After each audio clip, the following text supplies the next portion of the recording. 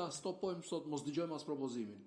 Të dëgjojmë thjesht propozimin, nuk do ta mbyllim, nuk do t'ju ftoj tani e dëgjuam, paraqisni raportet, përcaktoni relatorin, t'ia çojmë seancës. Jo, nuk do të jetë ky skenari. Kështu që ju lutem, një bon sens vetëm për kaq duhet ta gjejmë.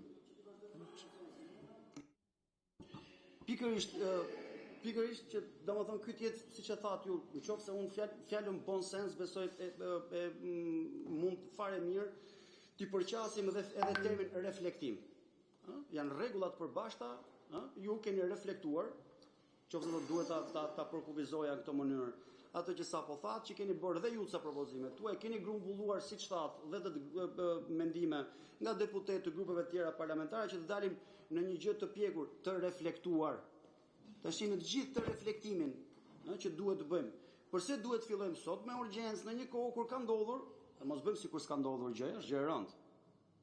Gjykata kushtetuese, këtë tavolinë kolegësh të nderuar e ka gjetur në shkeljet kushtetutës duke i propozuar seancës një veprim antikushtetues i paralajmëruar në seancë.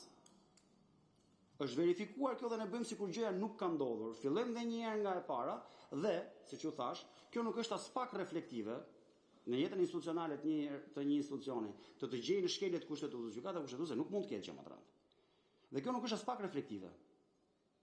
Ajo që ju themi, pikërisht se nuk ka një urgjencë madhe, nuk është domosdoshmëria. Është pse të mos presim në këtë akt reflektimi, bashkëpunimi, bon sensi siç thatë ju. Të presim dhe ato që është kryesorja.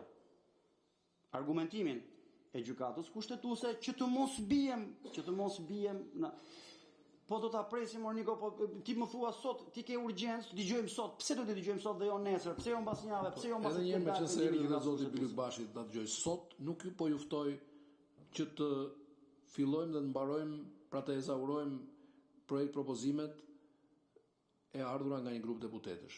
Sot po ju ftoj të dëgjojmë këto propozime dhe mos prekim çështjet që janë objekt i vendimit gjykatës kushtetuese, të japim kohën e nevojshme, jo vetëm çështjeve të gjykatës kushtetuese me të cilat nuk mund të merremi dot për dy arsye. E para nuk është zbardhur vendimi, e dyta nuk ka kaluar, duhet kalojnë në Këshillin e Legjislacionit. Po edhe çështjet të cilat nuk kanë prerje me këtë proces, të mos i ezaurojmë sot, të dëgjojmë vetëm prezantimin sot, mblidhemi në një seancë tjetër dhe çështjet që janë objekt të shqyrtimit gjykatës kushtetuese, po ja them edhe një herë, as nuk do trajtohen as me urgjencë dhe as pa dal vendimi i gjykatës kushtetuese apo pa kaluar në Këshillin e Legjislacionit. Ky është propozimi. Kjo është e mesme e përpjeshme, besoj.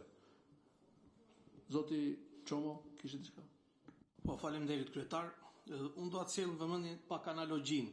Nëse themi marrim për analogjia të çështjen e kaluar ku kërkua pritja e vendimit të gjykatës kushtetuese, kërkues aty ishte prokuroria posaçme dhe u lejua ta paraqiste kërkesën.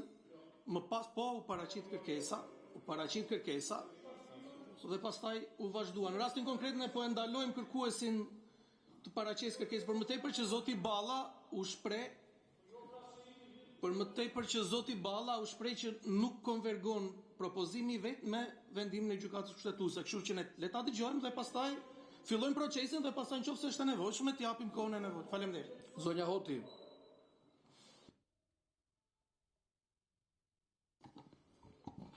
Në fakt, zoti kryetar, ju thoni që ta vazhdojmë, por siç duhet ta dini dhe ndoshta t'ju shpjegoj Taulanti, sepse kushtetuta për ju është Taulanti, ndërsa për ne është Kushtetuta e Republikës së Shqipërisë, dhe nuk mund të lejojmë që në këtë mbledhje të shkelet Kushtetuta e Republikës së Shqipërisë, sepse shqyrtimi dhe miratimi i këtyre ndryshimeve cënon nenin 132 të Kushtetutës, që sankcionon se vendimet e gjykatës kushtetuese janë përfundimtare dhe detyrueshme për zbatim.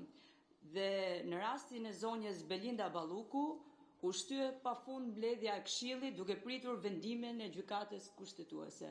Po sot çfarë ndodh? Apo kur ju i intereson e citoni dhe përdorni vendimet e gjykatës kushtetuese dhe Kushtetutën, sa herë ju vlen?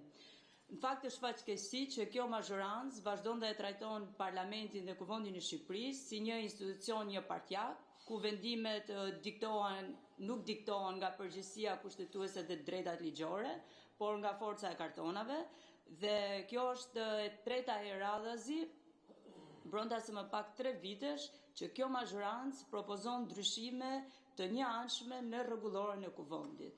Dhe në fakt e dim fare qartë se arsyet se pse ndodh është për t'i kufizuar kohën opozitës, siç e keni bërë dhe ja u hodhi poshtë gjykata kushtetuese dhe ndryshimet e njëanshme të vitit 2023 që ishin për masat disiplinore të deputetëve, duke kthyer përjashtimin e deputetëve të opozitës në një mjet politik për të heshtur opozitën. Ndaj ne themi që të presim zbardhjen e vendimit të gjykatës kushtetuese dhe ta zbatojmë dhe ta respektojmë Kushtetutën e Republikës Shqipërisë. Faleminderit. Shumë faleminderit zonja Hoti. Së pari për vlerësime personale s'është ky vendi. Ne kemi një kod që na bashkon, që do të respektojmë, që është kodi i sjelljes, kodi i etikës. Unë nuk e ve fare ndryshim që ju duhet ta njihni shumë mirë Kushtetutën dhe jeni ekspertë e Kushtetutës, e besoj këtë gjë, nuk kam pse u paragjykoj, por ju lutem mos paragjykoni edhe njohjen time modeste për Kushtetutën. Faleminderit. Kalojmë te propozimi. Po, faleminderit kryetar. Po tash ka dhe një respekt, vini gjysor me vonesë, tani rrim po patjetër. Po jo, më çdon fjala kryetar. Kam dhënë fjalën. Po më çdon fjalën Po jo, më do të flasim nuk keni folur. Tani të lutem nuk merret me forcë fjala. Kryetar, Tani s'merret. në 10 dhjetor 2025 Kuvendi miratoi ndryshime në ligjin për rolin e kuvendit në procesin e integrimit të Republikës Shqipërisë në Bashkimin Evropian. I kam dhënë fjalën pra s'mund ta ndërpres Ku fjalën. thelbi i ndryshimeve ishte parashikimi i procedurës së përshpejtuar për shqyrtimin dhe miratimin e ligjeve që synojnë për afrimin e legjislacionit dhe përmbushjen e kriterëve detyrimeve të anëtarësimit. Gjatë më pak se 6 muajve të parë të kësaj legjislature,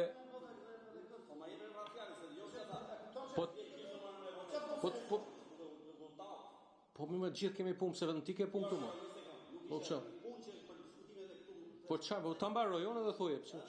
Po do ta them, do të them, do të thuash. Çfarë do na thush në gjë nga Zoti? Po jo, më jo fare, s'ka fare fare. Kem pas gjeti për procedurë. Hajde, më shumë. Po pra tjetër.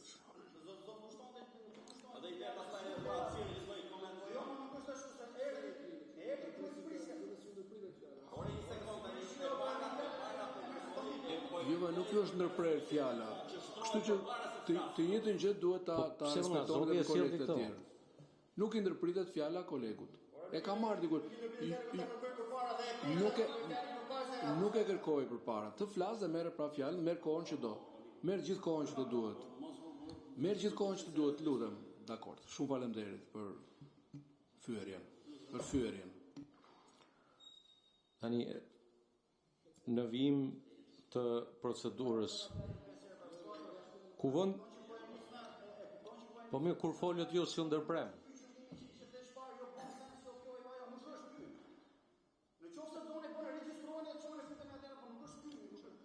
Se doni të prishim mbledhjen. Jemi të dënuar ta dëgjojmë njëri tjetrin. S'është atë mund mos na pëlqej. Kur dikush e ka marrë fjalën, duhet ta respektojmë. Ah, okay, dakor.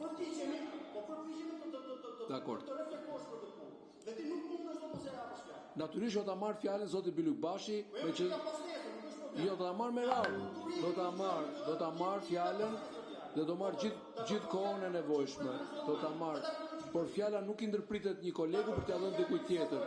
Edhe për procedurë minimalisht përfundon një koleg dhe merr fjalën di kolegu tjetër. Askush nuk u ndërprer. Unë nuk ndërpreva as zonjën Hoti kur tha në shkeljet e etikës, tha fjalë që nuk thuan. Gjithsesi e lash të mbaroj sepse do ta respektojmë njëri tjetrin.